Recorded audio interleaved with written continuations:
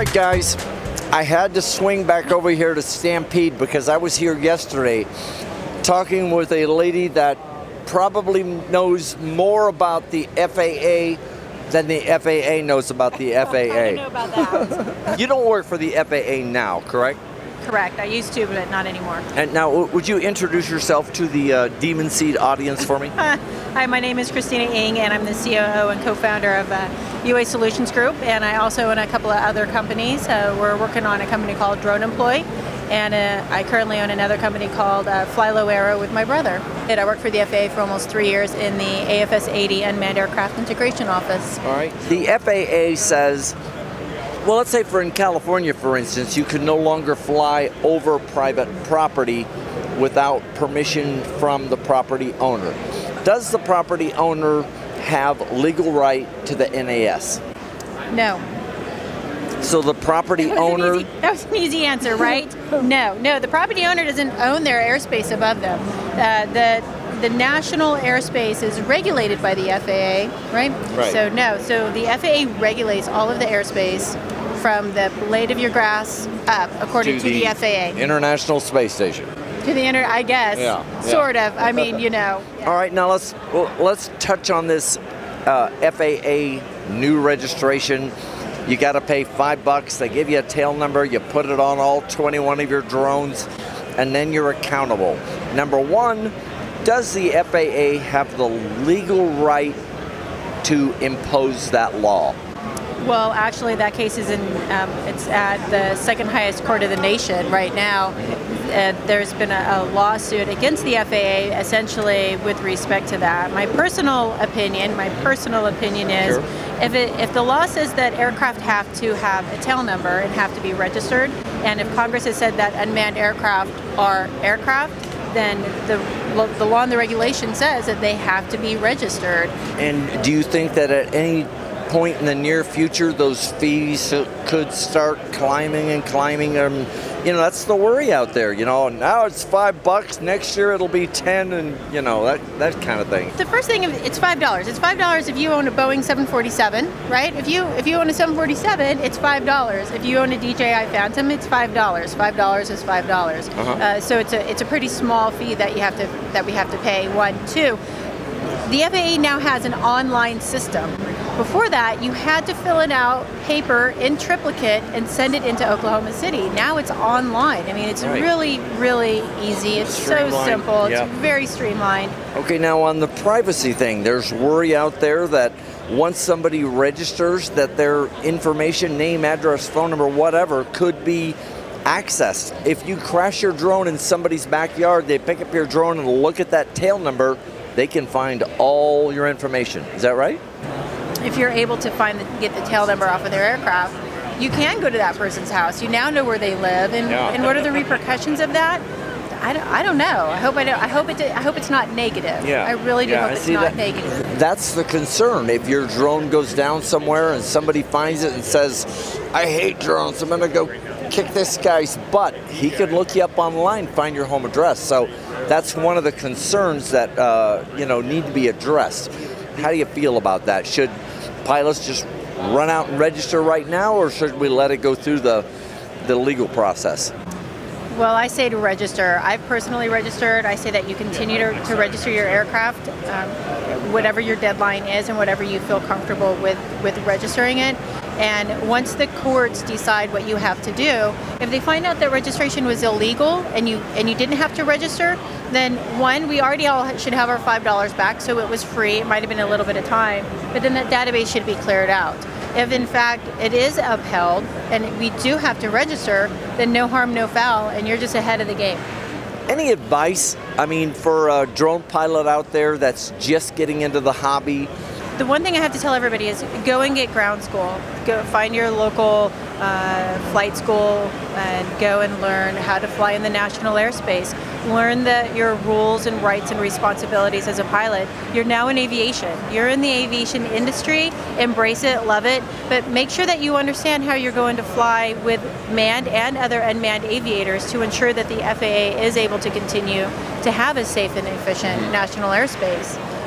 But I think that even as a hobbyist, you should probably know the basics of aviation. And that's the difference for those of you who don't know about the 333 exemption or COA. You can fly as a hobbyist all day long as you do register your aircraft with the FAA, but as soon as you charge your sister-in-law for filming the wedding, then you're a commercial pilot and you have to get a 333 exemption, correct, from the FAA? A lot of people say, oh, but I'm not charging for the flight of the aircraft. Oh, I'm not charging for the flight of the aircraft. I'm only charging for the post-processing. Or I'm not charging for the unmanned, you're a wedding photographer and you say, oh, I'm not charging for the unmanned aircraft portion. I'm only charging for the I was going to ask you that question specifically because I know a lot of guys are doing it and they believe that they're legal. If they were to give the SD card to the guy they just flew for, then the guy comes back a week later and says, I don't know anything about editing. Can I hire you to edit this for me? Is that legal or illegal? Illegal. If you fly knowing that it is eventually incidental to your business or it helps out your business in any way, that's what's illegal. Now, if you flew and you took some photos and you put them up on YouTube and you're just a straight hobbyist, you have no concept that you ever want to sell this, and Hallmark comes to you and says, hey, I'd like to buy that from you, 2 years later, then it's, I'm going to say it's sort of like a gray area, but it's not. At that point, you can sell it, and it's not illegal.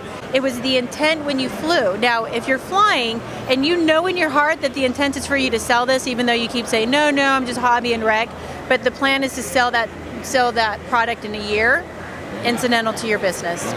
Number one, the FAA has a voluntary guideline that says do not fly over crowds of people.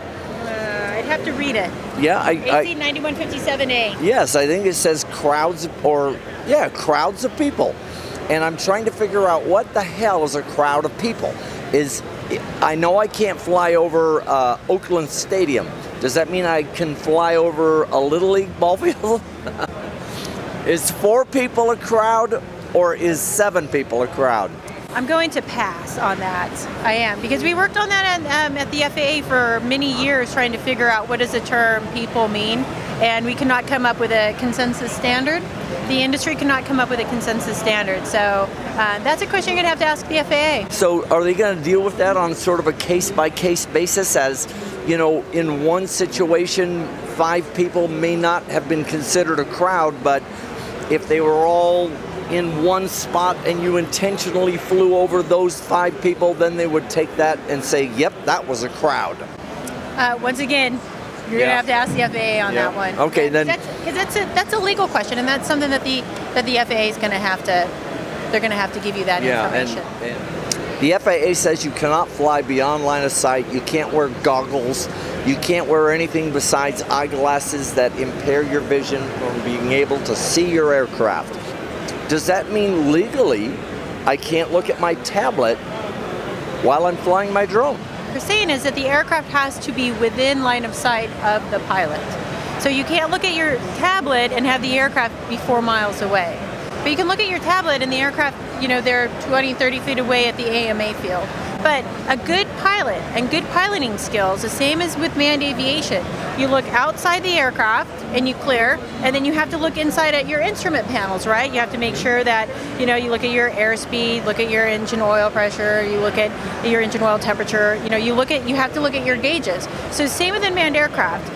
You're going to look at your tablet or whatever, your iPad device or your flight controllers, whatever it is that you're looking at, and then you need to look up and you need to clear your airspace and make sure everything is good. And then you look back at your tablet and then you look up and you clear your airspace. Just like in manned aviation, there's no difference. These are skills, though, that we have to ensure that unmanned aircraft operators understand that you can't completely fly an aircraft with, your head down. It's a huge popular sport now, FPV racing, F-250s, and they're just running the circuit. They've all got goggles on. Are they all illegal? I know that Jack Pinto did an interpretive rule, or did an interpretation back in 1981, the original 9157. First-person view was not really around. It wasn't something that we really concerned ourselves with. As technology changed and improved, we have, first-person view, FPV racing, we have FPV capabilities. Now, if you do it inside, if you're doing first-person view racing inside, then you're not in the NAS. You're not in the national airspace, correct? You're good to go. But once you go outside, it's a little bit different. So that question you're really going to want to ask the FAA. It's not exactly clear. Like I said, and the reason it's not clear is because when that interpretation came out with the 9157, AMA had a big, was really upset when they came out and said, by the way, first-person view was not intended that this covers first-person view and that it's not authorized. And so it's still kind of a point of contention. You have to read 9157A and see exactly what that says. Wow. So the biggest thing I have to say is make sure you have a strong safety case, right? Get your SMS in place, get your safety management system in place, make sure you have processes and procedures there so that in case there was an accident or an incident or something happened, that you have a good response for it and you have a good plan for it, and how are you going to mitigate the risk? What in the hell is the definition of careless and reckless behavior? So you're talking about 9113, careless and reckless. So once again, on a case-by-case basis, what you might consider careless and reckless, I might not consider careless and reckless. And so when it comes to careless and reckless, it's going to be very, very judgmental. And it will probably end up being, each case will probably go to court. You could probably challenge it, and then it would be determined probably in a court of law as to whether Can the FAA immediately impose a fine if they were to say, that was careless and reckless, we're fining you $3,000 and sending you to county jail for 5 days? Can they do that? There's a lot more involved with them than being able to do that. They have to gather the information. It's just like putting together a court case. You have to gather all the information, you have to look at it, and you have to see, how hard of a case, how much of a case they really have on what you did. The reasonable expectation of privacy when you're in public is no longer, for the most part, is no longer there. Right. That's why the Google trucks can drive around and film you, and the news helicopter can film you, and the guy with the cell phone can film you within their legal rights, right? To an extent. I'm not a lawyer, so it's okay. There are limits within that. But the thing about flying over a city like that is when an aircraft flies over a town low, like when I fly a helicopter and it's low over a city for whatever reason we have to do that, our aircraft has an airworthiness certificate. The FAA or the military has said this aircraft meets certain airworthiness requirements and it will be safe to fly it in this environment. It'll be safe to fly it over people. The problem with unmanned aircraft is that there is no airworthiness certificate on it. And there's no regularly scheduled maintenance required, blah, blah, blah. Nothing, right. So, we had that recent incident with the International Ski Federation. I'm sure everybody's very aware of that, where the aircraft fell behind the skier and because they didn't understand that cold weather affects their batteries. Right. But that skier had wasn't a participant, probably didn't know what was going to happen. I don't know if he knew that there were going to be unmanned aircraft there. As a society, we don't approve of, as a whole for the most part, of something flying over our head that can take an eye out or can cause damage that does not have an airworthiness certificate, that the FAA has not said, yeah, that's safe to fly over you. Ansel Adams used the box camera to capture the national parks, but the national parks will not allow us artists that use this new technology just to do it from a new perspective. You can fly a manned aircraft through the national parks. So once again, it's not because Ansel Adams had a box camera and you have a drone. It's because you have an aircraft that is not airworthy flying over people and things that are precious to us as people, for the national parks, right? Scaring wildlife because they're noisy, possibly. Historic monuments and all that. Monuments, running into them, they're not safe, they're not controllable sometimes. They lose link, they go lost link. We have all these problems with them. They hit trees and take out branches. That's why. The difference between that and Ansel Adams' camera is Ansel Adams' camera wasn't noisy, right? People are out there trying to enjoy a nice hike in the quiet. Imagine if commune with nature. Yep, and if everybody out there had an unmanned aircraft, they're noisy. Right. But if you're out at Yosemite National Park out for a nice hike, the last thing that you want to hear are 20 people out there with drones flying around. If I did now take off from outside the front gate and flew over and photographed El Capitan, am I in violation? Yes, because you cannot fly in national parks. And is that an FAA ruling or is that a national parks ruling? National park rule that the FAA supports. I only want to do it if it's legal, but if it's legal, as an artist, I am going to capture the majesty of our national parks within my right as a citizen. All right, guys, that's going to do it for me. Actually scared the hell out of me a little bit because, you got to stay on top of these things in order to stay out in front of regulations and how to operate these things safely and effectively and all that. Right, especially because they change so much. Yeah, absolutely. If you want to reach out to Christina Engh, right? You are with now? So I'm with UASolutionsgroup, but if you want to reach out to me for any sort of consulting services, then contact Stampede at stampedeglobal.com or reach out to one of their sales reps and they will put you in touch with me for a consulting service. There you go. Full solution. RTF. Christina Engh, everybody. Jim Bowers here at CES 2016.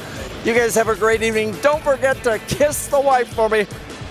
Oh, yuck. Hey, I tried. Bye. Jim Bowers, I'm out.